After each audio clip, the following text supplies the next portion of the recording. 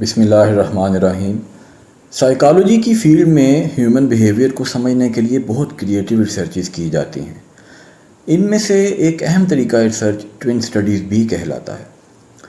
اس سے پہلے قدیم یونانیوں کے دور سے یہ بحث چلی آ رہی تھی کہ جب انسان پیدا ہوتا ہے تو اس کا مائنڈ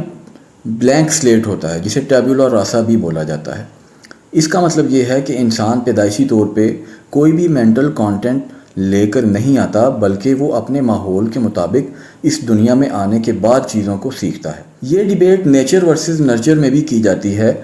جس کے مطابق آیا کہ انسان جب پیدا ہوتا ہے تو کیا جینیٹیکلی اس میں جو بیہیویئرل ٹریٹس ہوتی ہیں، جو سائیکولوجیکل ٹریٹس ہوتی ہیں، یا جو نالج وہ لے کے آتا ہے، تو آیا کہ کیا وہ پیدائشی ہوتا ہے یا وہ اس کی جینز میں ہوتا ہے، یا کہ جب وہ اپنی اس دنیا میں آتا ہے تو اپنے ماحول کے مطابق وہ چیزوں کو سیکھتا ہے اور اس میں وہ چیزیں ڈیولپ ہوتی ہیں۔ اب ٹوین سٹڈیز کی بہت زیادہ اہمیت ہے اس مسئلے میں، کیونکہ اس سے پہلے یہ ڈیبیٹ رہی ہے لیکن اس مسئلے کا کوئی خاص حل پیش نہیں کیا گیا۔ لیکن یہ جو ٹوین سٹڈیز ہیں، اس سے ہمیں کافی چیزوں کو سمجھنے کا موقع ملتا ہے،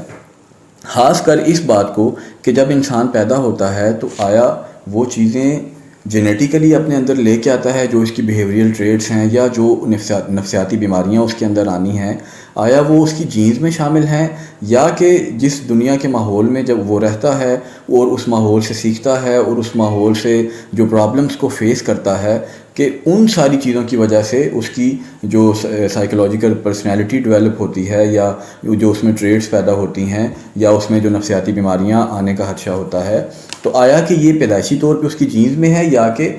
وقت کے ساتھ ساتھ ماحول سے یہ چیزیں حاصل کی جاتی ہیں۔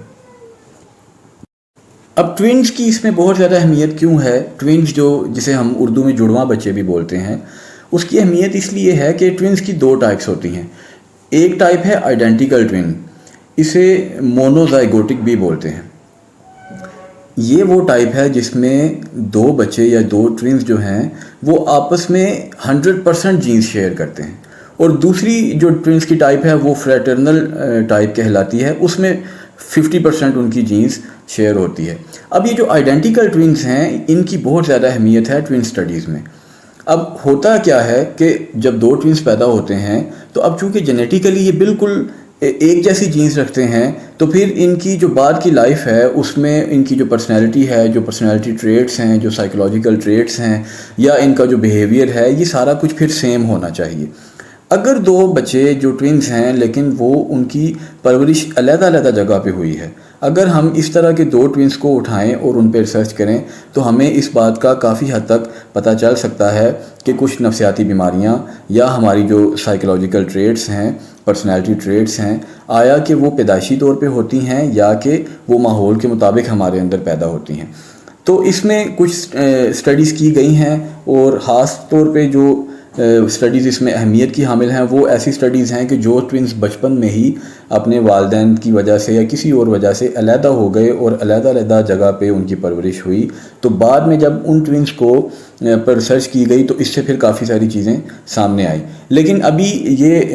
اس میں بہت سارا کام ہونا باقی ہے، کیونکہ ٹوینز بچے بہت کم ہوتے ہیں، پھر ایسے ٹوینز تلاش کرنا جو بچپن میں ہی علیحدہ ہو گئے ہوں، یہ ایک بڑا مشکل کام ہے۔ اس میں ایک سٹڈی یا ایک ریسرچ بڑی اہمیت کی حامل ہے۔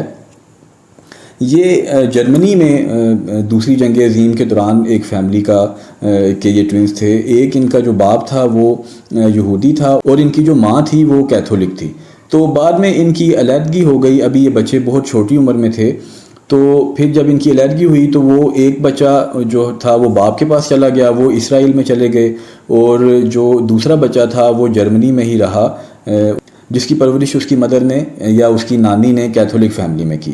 پھر ان بچوں کی ایج جب تقریباً 31 سال تھی تو یہ پہلی دفعہ ملے، اور انہیں یونیورسٹی آف منیسوٹا میں لایا گیا، جہاں پہ سائیکالوجی ڈپارٹمنٹ میں ان کے اوپر کچھ ریسرچ کی گئی اور ان کی پرسنالٹی ٹریٹس کو چیک کیا گیا۔ جب ان کی پرسنالٹی ٹریٹس کو چیک کیا گیا تو اس میں ہمیں کافی ساری چیزیں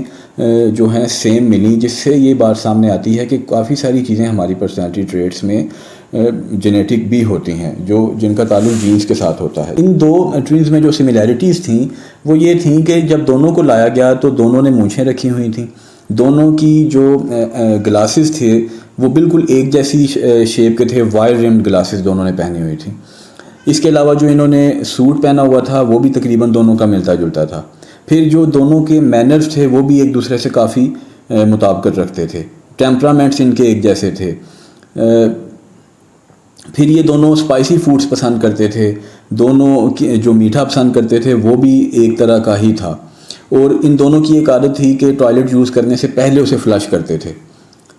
اس کے علاوہ یہ جس طرح کا ناشتہ کرتے تھے وہ بھی کافی حد تک ملتا جلتا تھا، جس طرح کی کافی یہ پیتے تھے وہ بھی کافی حد تک ملتی جلتی تھی۔ اچھا، اس طرح کی جب کچھ عادتیں سامنے آئی تو اس سے ہمیں یہ پتہ چلا کہ کچھ ہماری جو پرسنالٹی ٹریٹس ہیں یہ جینیٹیکلی ہمارے اندر موجود ہوتی ہیں، اور اس پہ ہمارے ماحول کا اثر بہت کم ہوتا ہے۔ اب فیوچر میں ان ٹوین سٹڈیز سے ہم اور بہت ساری چیزیں سیکھ سکتے ہیں، کچھ ریسرچز ہوئی بھی ہیں لیکن ابھی کسی حتمی طور پہ ہم کسی نتیجے پر نہیں پہنچے۔ جیسے ایک مثال ہے کہ کوئی مینٹل ڈس آرڈر آیا کہ وہ پیدائشی طور پہ جینیٹک ڈس آرڈر ہوتا ہے، یا کہ بعد میں انسان جس ماحول میں رہتا ہے، جو چیزیں سیکھتا ہے اس پرورش کی وجہ سے اس کے اندر وہ مینٹل ڈس آرڈر ڈیولپ ہوتا ہے۔ تو اس میں ابھی مزید ریسرچز کی ضرورت ہے، اور کچھ ریسرچز ہوئی بھی ہیں لیکن اس میں کچھ لیمیٹیشنز بھی ہیں، لیکن آئندہ ہمارے پاس کافی موقع ہے کہ ہم ان ریسرچز سے سیکھیں، اور نئے سائیکالوجی ڈپارٹمنٹ میں آنے والے جو اسٹوڈنٹس ہیں ان کو اس بارے میں پتہ ہونا چاہیے، تاکہ زندگی میں جب ان کو موقع ملے تو وہ ان ریسرچز سے اچھا ڈیٹا اکٹھا کر سکیں۔ میری اس میں ذاتی رائے یہ ہے کہ ہم کسی بھی بات کو حتمی طور پہ نہیں کہہ سکتے، یعنی کچھ چیزیں جینیٹیکلی ضرور ہوتی ہیں لیکن کچھ چیزیں ماحول کے مطابق ہمارے اندر چینج بھی ہوتی ہیں۔ یعنی کہ ایسا ہو سکتا ہے کہ ایک بندے کی جینز میں ایک مینٹل ڈس آرڈر موجود ہو، لیکن جس ماحول میں اس کی پرورش ہوئی ہے آگے اس ماحول کی وجہ سے وہ مینٹل ڈس آرڈر کبھی ٹریگر ہی نہ ہوا ہو، جس کی وجہ سے کبھی اس بندے کے اندر وہ مینٹل ڈس آرڈر سامنے نہ آیا ہو۔ اسی طرح ایسا بھی ہو سکتا ہے کہ ایک بندے کی جینز میں ایک مینٹل ڈس آرڈر بالکل نہ ہو، لیکن بعد کی زندگی میں اس کے حالات ایسے پیدا ہوئے ہوں کہ اس کی وجہ سے اس میں وہ نفسیاتی بیماری یا مینٹل ڈس آرڈر ڈیولپ ہو جائے۔ اس کا مطلب یہ ہے، یہ میری ذاتی رائے ہے کہ ہم 100% یہ نہیں کہہ سکتے کہ فلاں ٹریٹس یا فلاں مینٹل ڈس آرڈرز جو ہیں یہ ہماری جینز میں موجود ہیں، اور ہم حتمی طور پہ یہ بھی نہیں کہہ سکتے کہ فلاں ٹریٹس یا